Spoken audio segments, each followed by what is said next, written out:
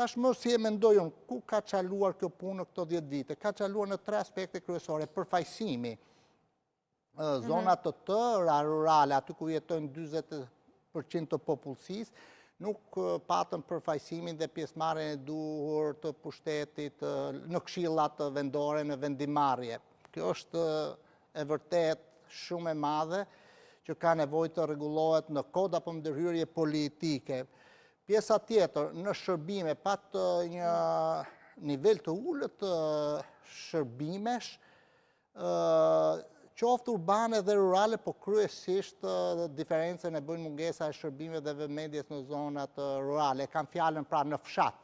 Qytetet morën një dinamikë, sepse qytetet zhvillohen në fakt edhe nga publikja, edhe nga privatja, pra edhe programet e rilindjes, se janë edhe më të përqëndruar, janë më atraktive sektori biznesit apo sektorët tjerë, dërsa fshati ngeli i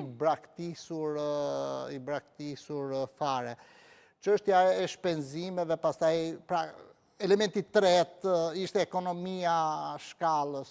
Nuk u realizua, u premtua ulje shpenzimesh, ulje numri punojësish, këto nuk ka ndodhur. Çfarë do thotë që një reformë që nuk garanton përfaqësimin qytetar, një reformë që nuk siguron një shpërndarje të drejtë të shërbimeve publike, qoftë në qytet apo në fshatra, një reformë që nuk siguron përfitime ekonomike, tregon që nuk i ka arritur parametrat e kërkuar, nuk është aty ku duhet, ndaj ka nevojë edhe njerë, jo për modifikime, se ishte fjalë shumë e mirë kjo që the në fillim, jo për konceptin ta modifikojnë teritorin apo qasjet administrative, por ta ristrukturojmë qoftë nga dimensioni territorial që lidhet me numrin e bashkive, me krijimin e njësive dhe me një model të qeverisjes vendore, me qëllim që njësitë e qeverisjes vendore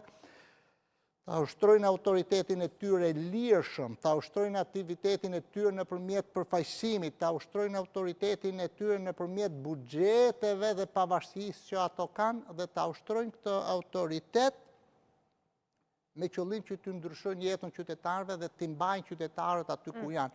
Sa kohë reforma të tilla, qoftë kjo territoriale